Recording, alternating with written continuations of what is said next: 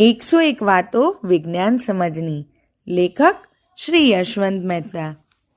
તમે દાંત ખોતરો છો ખરા? જમ્યા પછી કે ગમે ત્યારે નવરા બેઠા દાંત ખોતરવાની ટેવવાળા જાણી લે કે એવી ટેવને પરિણામે દર વર્ષે આશરે 8,000 માણસો જાન ગુમાવે છે. દાંત ખોતરવા માટે જુદા જુદા પદાર્થો વપરાય છે. સળી, દિવાસળી, ટાંકણી, સેફ્ટી પિન, સોય, ખોતરણી વગેરે. આમાં કોઈ પણ પદાર્થ ઈજા કરી શકે એવો છે અને અણીદાર પદાર્થો વિશેષ. તમને એમ લાગે કે દાંત ખોતરતા જરાક વાગી ગયું હોય તો શું થયું? એ તો ગૌણ ઈજા ગણાય. પરંતુ આવા ઘા વકરી શકે છે અને અન્ય રોગોના વાહક બની શકે છે અને કેન્સરમાં પણ પરિણમી શકે. આવજો.